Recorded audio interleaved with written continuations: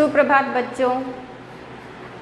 Shri Kheteshwar English academy के YouTube channel पर एक बार फिर से आपका हिंदी की कक्षा में स्वागत है।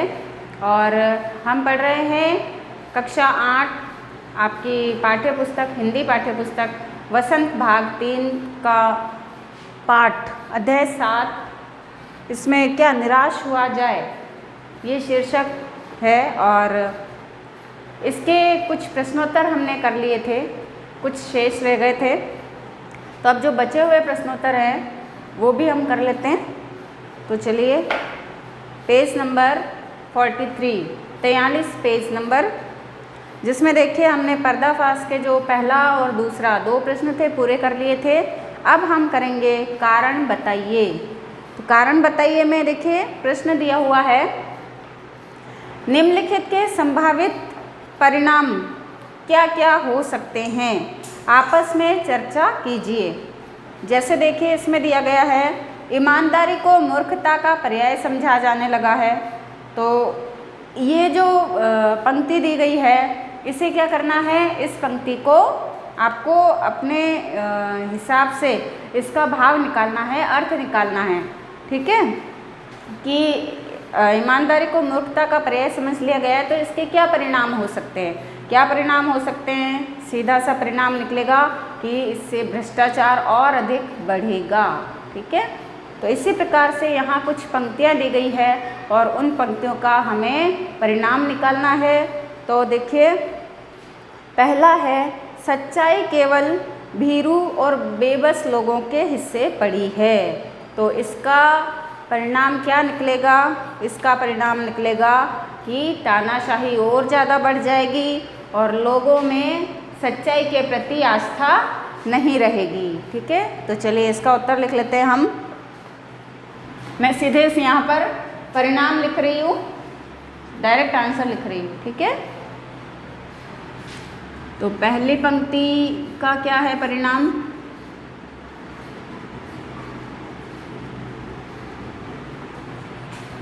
सच्चाई केवल भीरू और बेबस लोगों के हिस्से पड़ी है। तो इसका है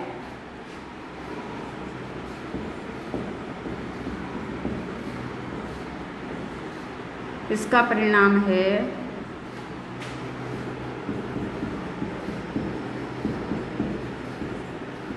तानाशाही बढ़ेगी और क्या होगा, सच्चाई में आस्था कम हो जाएगी। ठीक है,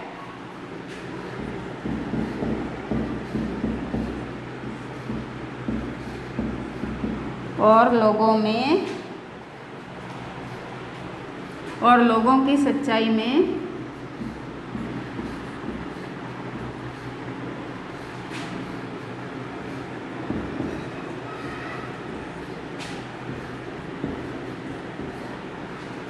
आस्था नहीं रहेगी।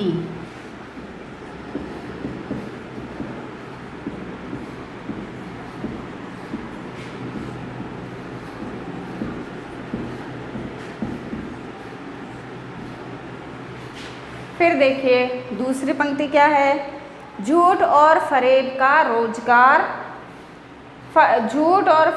रोजगार करने वाले फल फूल रहे हैं। तो इसका परिणाम क्या होगा, इसका परिणाम होगा कि भ्रष्टाचार बढ़ेगा, झूठ बढ़ेगा, तो क्या होगा, भ्रष्टाचार बढ़ेगा और भ्रष्टाचार बढ़ेगा तो किसी का भी ईमानदारी में विश्वास नहीं रहेगा। ठीक है, तो इसका परिणाम क्या है,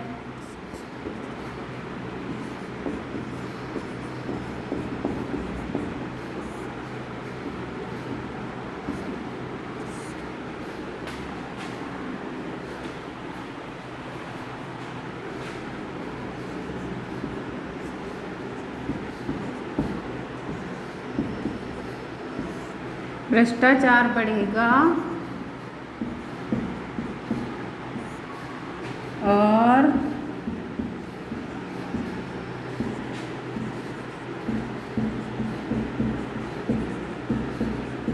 ईमानदारी में किसी का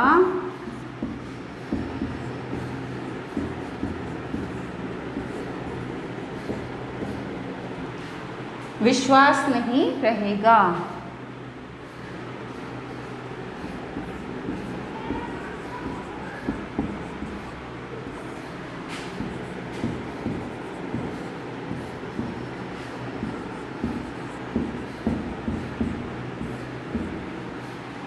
फिर हमारा तीसरा प्रश्न, तीसरी पंक्ति, हर आदमी दोषी अधिक दिख रहा है, गुणी कम।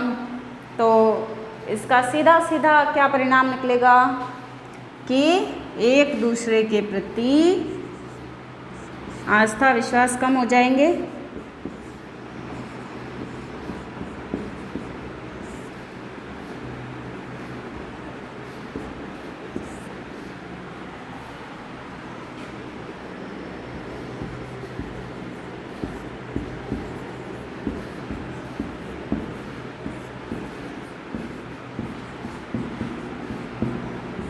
एक दूसरे के प्रति अविश्वास बढ़ेगा। तो बच्चों ये है तीनों पंक्तियों का भाव। तीनों पंक्तियों में जो पूछा गया है कि क्या परिणाम हो सकता है, तो ये परिणाम हो सकते हैं। ठीक है, तानाशाही बढ़ेगी और लोगों की सच्चाई में आस्था नहीं रहेगी। दूसरी पंक्ति में क्या परिणाम निकलेगा कि भ्रष्टाचार बढ़ेगा और ईमानदारी में किसी का विश्वास नहीं रहेगा। और तीसरा क्या है, तीसरा परिणाम क्या निकलेगा कि हर आदमी दोषी अधिक दिख रहा है, उसका परिणाम एक दूसरे के प्रति अविश्वास बढ़ेगा। ये है कारण। ठीक है, कारण बताइए कि प्रश्नोत्तर। और फिर देखिए इससे आगे दो लेखक और बस यात्रा दिया हुआ है, इसको आप छोड़ दीजिए। फिर देखिए सार्थक शीर्षक, ये मोस्ट इम्पोर्टेंट क्वेश्चन है आपके लिए कि लेखक ने लेख का शीर्षक क्या निराश हुआ जाए क्यों रखा होगा। क्या आप इससे बेहतर शीर्षक सुझा सकते हैं? देखिए लेखक ने जो शीर्षक रखा है वह तो उचित ही है। जिस प्रकार से लेखक ने वर्णन किया है कि कैसे भ्रष्टाचार, अराजकता, अव्यवस्था, झूठ, बेईमानी, धोखाधड़ी समाज में बढ़ रही है, तो उस हिसाब से यदि उस दृष्टि से यदि देखा जाए तो ये शीर्षक उचित है। ठीक है, अगर हमें कोई शीर्षक रखने के लिए दिया जाए इसका, तो हम इस पाठ के आधार पर ये भी रख सकते हैं। मतलब इतनी सारी बुराइयां बढ़ रही है समाज में, लेकिन फिर भी अभी भी समाज में बहुत सारी अच्छी बातें मौजूद है, बहुत से अच्छे लोग हैं जिनमें अभी अच्छी भावनाएं बची हुई हैं। तो मनुष्य को इतनी बुराइयां होने के बावजूद भी निराश तो नहीं होना चाहिए, है ना। तो हम इसका शीर्षक रख सकते हैं निराशा से आशा की ओर। तो चलिए ये उत्तर भी हम लिख लेते हैं।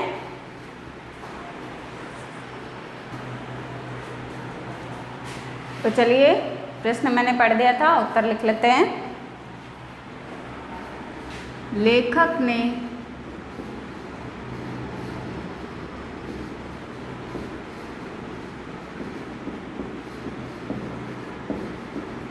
इस लेख का शीर्षक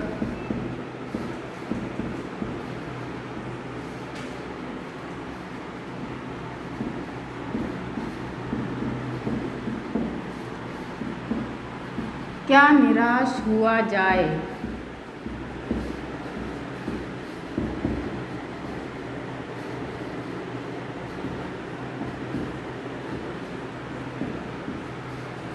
उचित रखा है।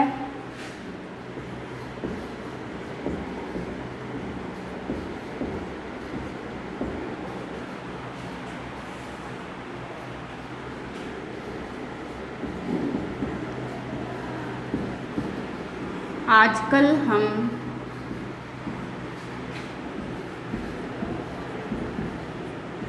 समाज में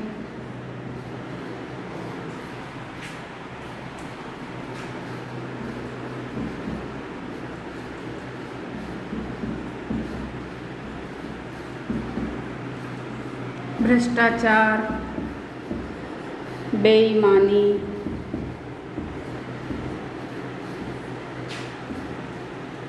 धोखा,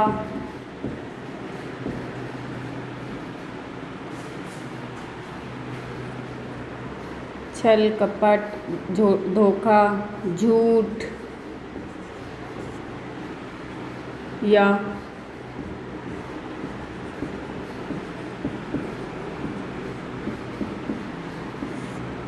अराजकता की जो घटनाएं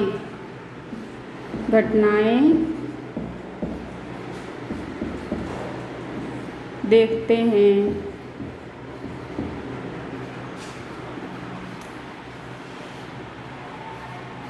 घटनाएं देखते रहते हैं,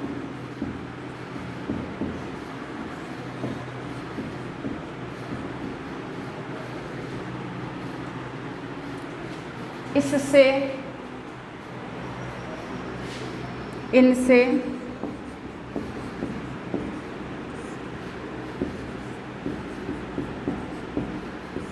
हमारा मन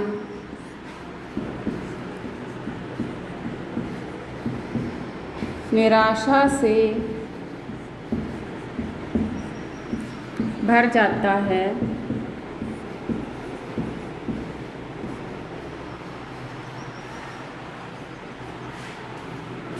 लेकिन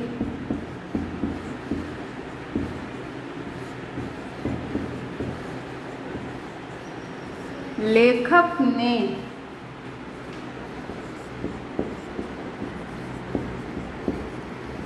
हमें उस समय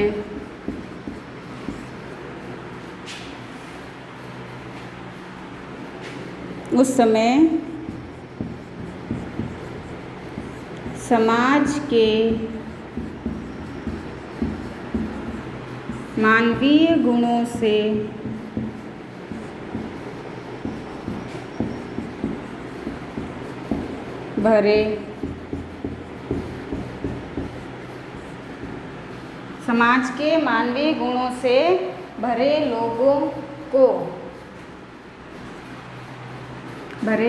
को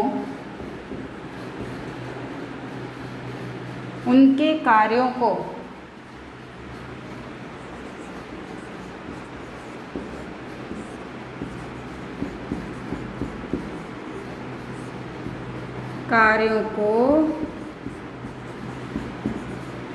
याद करने को कहा है।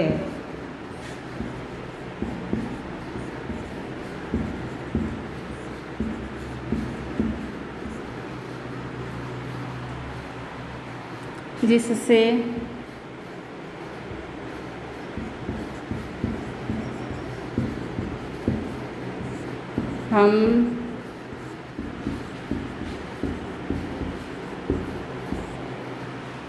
हम निराश ना हों।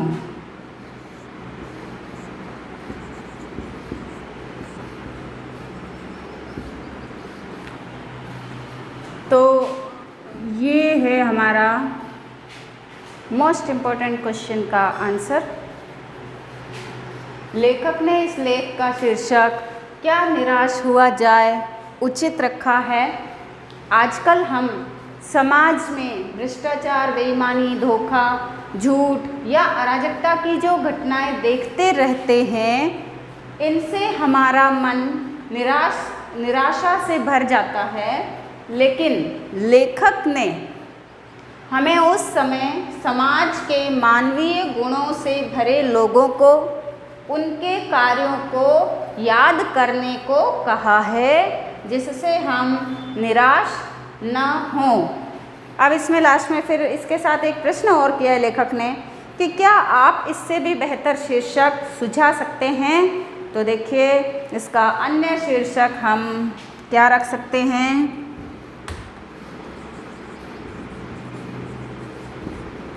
इसका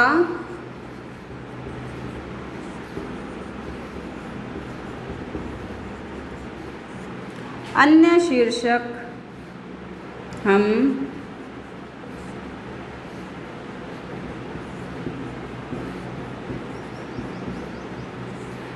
निराशा से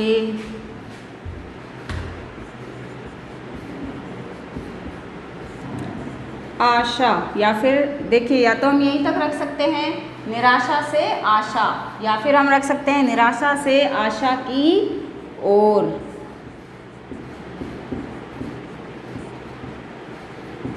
रख सकते हैं।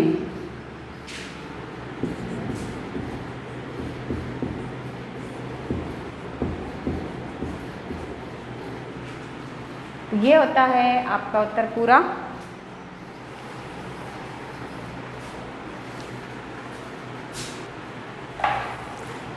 फिर देखिए बच्चों, अगला क्वेश्चन है पेज नंबर 44, 44 पेज नंबर। इसमें दूसरा प्रश्न है, यदि क्या निराश हुआ जाए के बाद कोई विराम चिन्ह लगाने के लिए कहा जाए तो आप दिए गए विराम चिन्हों में से कौन सा चिन्ह लगाएंगे, कौन से चिन्ह का चुनाव करेंगे, और इस चिन्ह के चुनाव का कारण भी आपको स्पष्ट करना है। तो इसमें देखिए मैं आपको उत्तर बता देती हूँ बोल कर ही कि क्या निराश हुआ जाए। ये देखिए, चलिए मैं बता देती हूँ।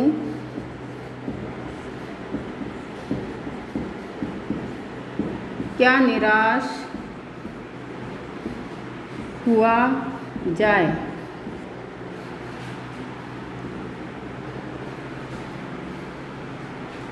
शीर्षक के अंत में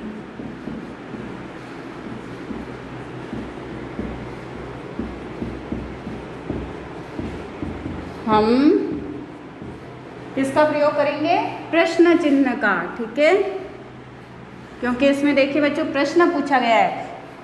क्या शब्द से ही पता चल जाता है कि प्रश्न पूछा गया है। क्या निराश हुआ जाए, शीर्षक के अंत में हम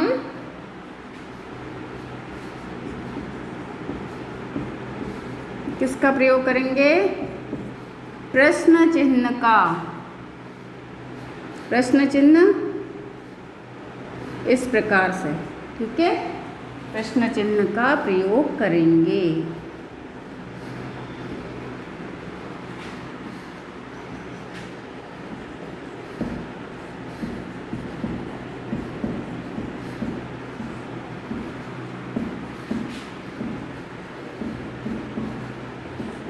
क्योंकि अब कारण भी बताना है ना आपको, तो क्योंकि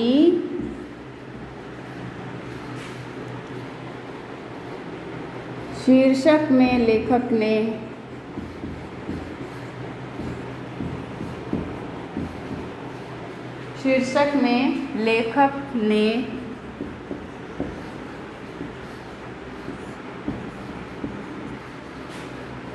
प्रश्न किया है।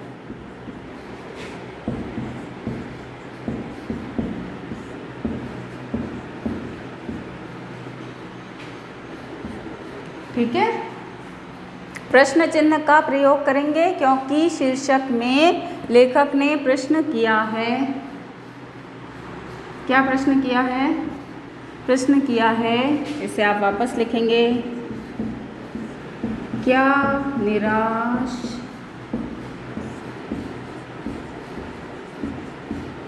हुआ जाए। अब यहाँ पर आप प्रश्न चिन्ह लगाएंगे। ठीक है, ये प्रश्न चिन्ह आप यहाँ पर लगाएंगे, क्या निराश हुआ जाए। फिर आप आगे क्या लिखेंगे,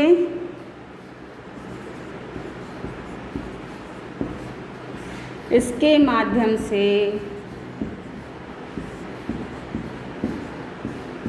लेखक ने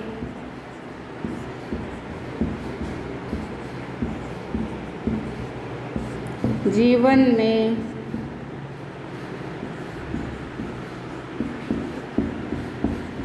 सकारात्मक व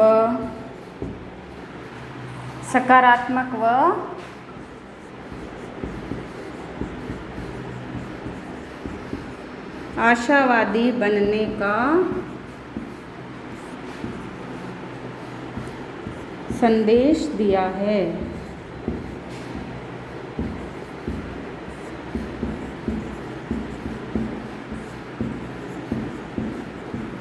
इस उत्तर को आप लिख सकते हैं। ठीक है, क्या निराश हुआ जाए शीर्षक के अंत में हम प्रश्न चिन्ह का प्रयोग करेंगे क्योंकि शीर्षक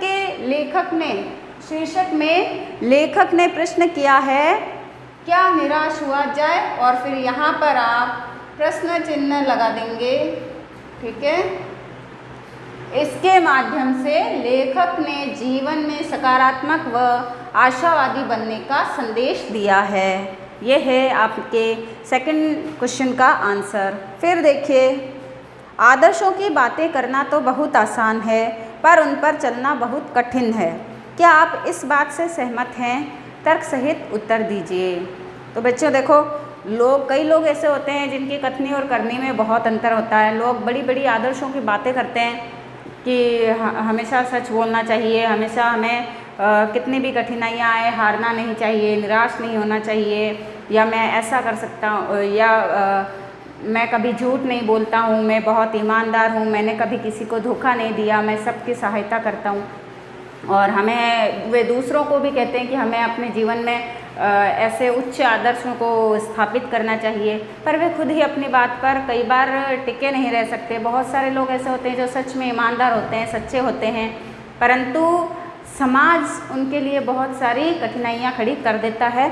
तो फिर आदर्शों की बातें तो करना बहुत आसान होता है, लेकिन कई बार जो समाज में उन आदर्शों पर चलते हुए हमें बहुत सारी कठिनाइयों का जब सामना करना पड़ता है तो कई लोग निराश हो जाते हैं, हार मान लेते हैं, है ना। तो वो जो कठिनाइयाँ हैं उनके कारण से इन आदर्शों पर चलना बहुत कठिन होता है, लेकिन फिर भी हमें हार नहीं माननी चाहिए। तो चलिए इसका उत्तर भी हम लिख लेते हैं। देखिए,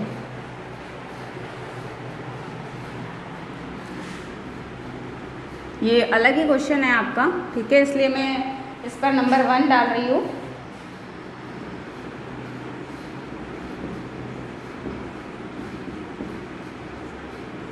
आदर्शों की बातें करना तो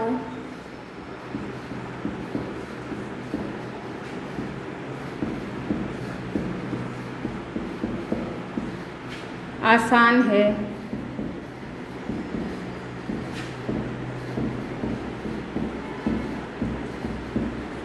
परंतु उन पर आसान है पर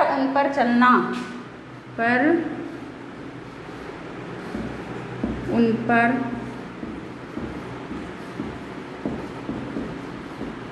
चलना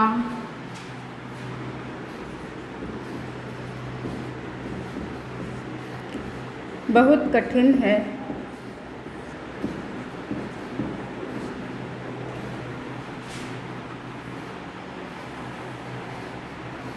क्योंकि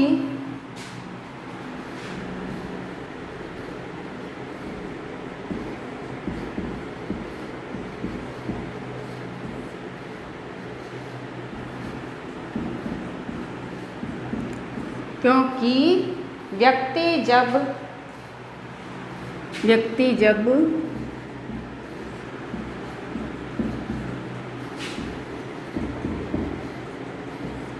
आदर्शों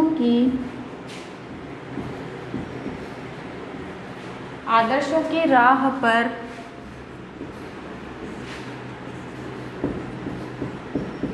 चलता है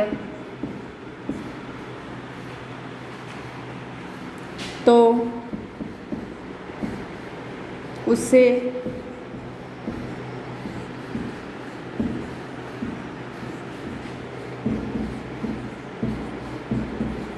कई कठिनाइयों का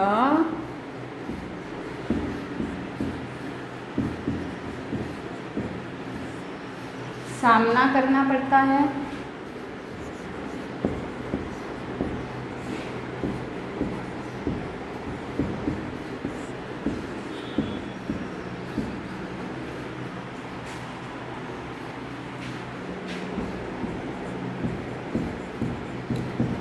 असामाजिक तत्वों का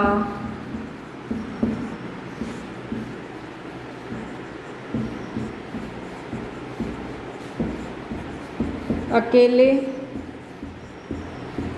सामना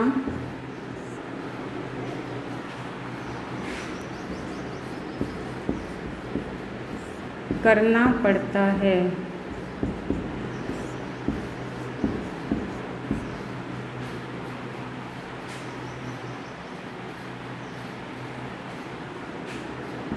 वास्तव में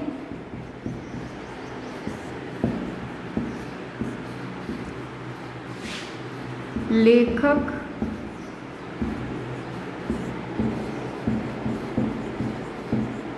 हमसे और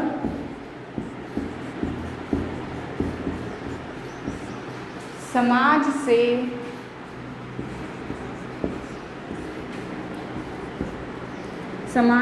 यह पूछना चाहता है, समाज से ही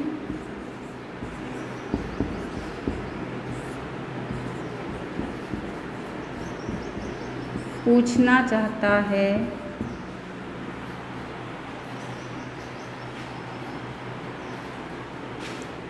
कि हम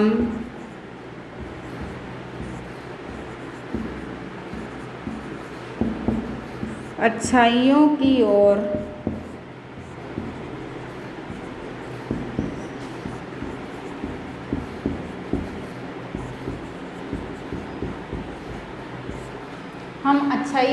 ओर ध्यान दें तो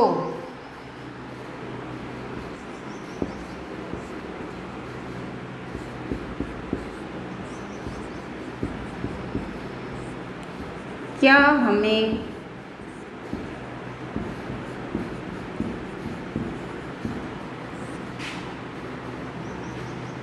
निराश होने की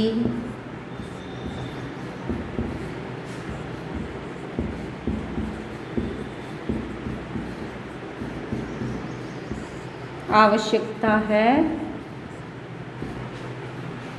ठीक है, ये है आपके नेक्स्ट क्वेश्चन का आंसर। आदर्शों की बातें करना तो आसान है, पर उन पर चलना उतना ही कठिन है, बहुत कठिन है, क्योंकि व्यक्ति जब आदर्शों की राह पर चलता है तो उसे कई कठिनाइयों का सामना करना पड़ता है, असामाजिक तत्वों का अकेले सामना करना पड़ता है। वास्तव में लेखक हमसे और समाज से ही पूछना चाहता है कि हम अच्छाइयों की ओर ध्यान दें तो क्या हमें निराश होने की आवश्यकता है।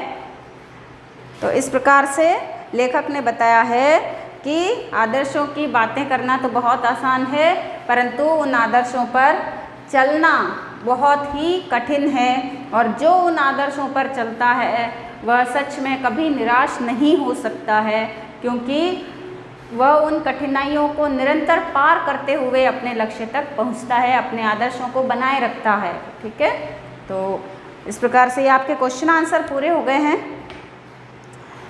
देखिए, इसमें भाषा की बात में दो शब्दों के मिलने से समास बनता है। समास का एक प्रकार है द्वंद्व समास। समास आपको पढ़ा दिए गए हैं, और इसीलिए मैं आपको ये बता रही हूँ इसमें कि कोई किसी से पीछे नहीं रहना चाहता है। समास इसमें मतलब भाव बताया गया है कि जब दोनों भाग प्रधान होंगे तो एक दूसरे में द्वंद्व मतलब स्पर्धा की संभावना होती है, और कोई किसी से पीछे नहीं रहना चाहता, मतलब दोनों बराबर रहना चाहते हैं। जैसे चरम और परम। द्वंद्व समास में मैंने बताया था आपको योजक शब्द या योजक चिन्हों का प्रयोग किया जाता है। ठीक है, तो जब उनका विग्रह करते हैं तो और या लगता है। ठीक है, योजक शब्द लगते हैं, जैसे चरम परम, चरम और परम। ठीक है, भीरू बेबस, भीरू और बेबस, दिन रात, दिन और रात। तो इस तरीके के और भी बहुत सारे शब्द हैं जो इस पाठ में आए हैं। आपको क्या करना है, आपको पाठ में से ऐसे कोई 10 शब्द जो हैं वे ढूंढ करके उनके उदाहरण लिखने हैं, जिसमें आप सामासिक शब्द लिखेंगे और समास विग्रह भी करेंगे। ठीक है, तो ये आपके लिए गृह कार्य है। आज की कक्षा का समापन हम यहीं करते हैं। आपका पाठ पूरा हो चुका है।